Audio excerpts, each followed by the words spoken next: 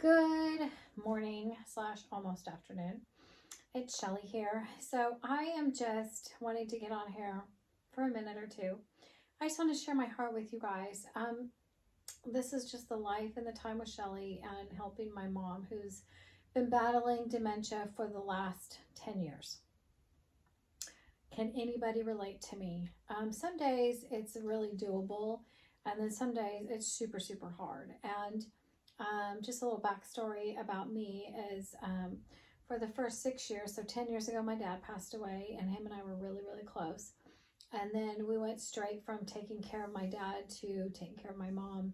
She'd gotten in a car accident, and a gal was texting and ran right into her, and her head hit the steering wheel. And then somebody hit her from the back, and she ran into a tree. And she became nonverbal about 2 weeks later. And it started that whole process of Alzheimer's. And it's just been a really, really difficult time.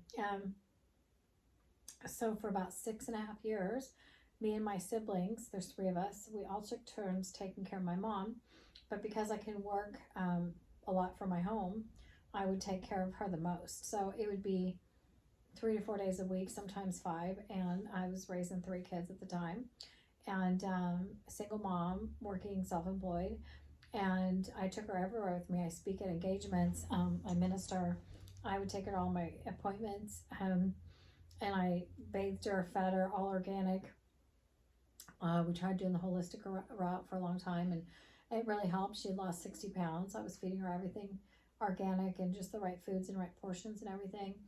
But it's challenging when they can't talk.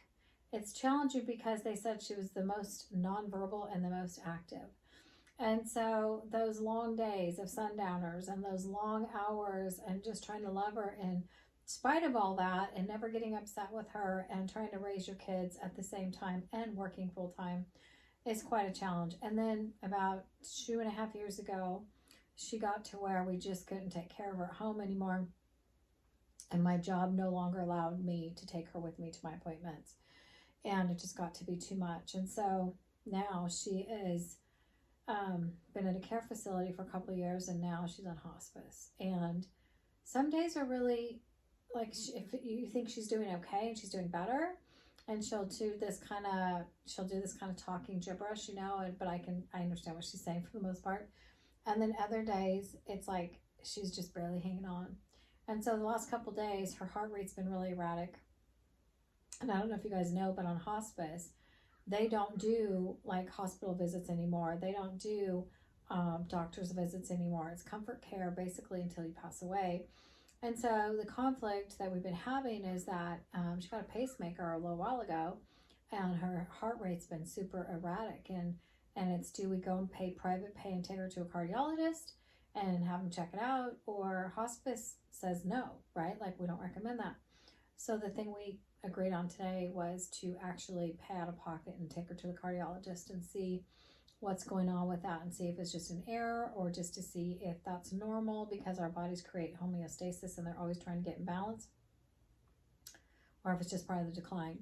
So because my mom can't talk, her kids are her advocates, and we love her to death. She's just always been an amazing, godly mom. And so, some days I wake up just crying, and other days I just wake up just so sad. And then other days I'm like, well, Lord, I know she's going to be with you when she goes to heaven. And so let me just cherish every minute I have with her. And I have always, and especially since she's had dementia. I mean, we've been her voice. So I just wanted to get on here, and if anybody has a dementia mom or father or brother, or maybe you're old enough to have a kid with it, I don't know, but it's on the rise. They actually call it type 3 diabetes in other countries. I want to hear what you have to say. Can you relate? Some days it just feels really, really hard, and leaving her is brutal.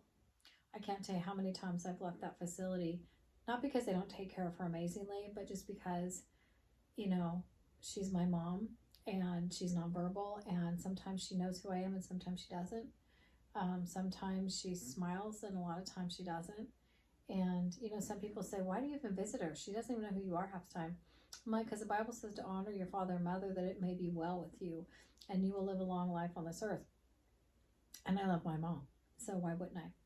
So I just wanted to get on here, and I'm getting some comments about my mom has dementia, my dad has dementia, whatever. I want to hear what you guys have to say.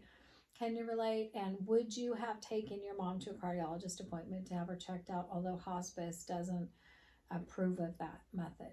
They just kind of do comfort care, and I'm all for hospice, don't get me wrong. But it's one of those calls we had to make, right? Because it could just be something minor that the pacemaker needs to be adjusted. And so we all said, yes, let's do it. Let's get her in there. So I want to hear your input. Give me your comments down below. If you have somebody that has dementia, trust me, I get it. I hear you. I understand your struggles. I understand the heart-wrenching times of sundowners, of, you know, them trying to turn on a stove. I understand the times of them not wanting to bathe. I understand where you're trying to talk something to them and they don't get it. And trust me, I get it. Trust me, I get it. You are heard, you are loved, you are seen on this channel. And I just want to tell you, you're not alone. You're not alone. We're in this thing together.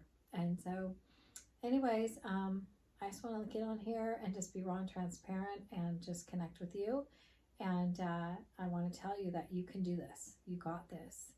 You know, and the other part is do something for yourself, right? One of the biggest outlets for me is going to the gym. One of the biggest outlets for me is just having a cup of coffee and quietness, having my Bible time, just remembering to do self-care too, because you can be so giving and so loving, it gets exhausting. But remember, you're worth it as well. So God bless you guys. Have a really great day, and I will talk to you later.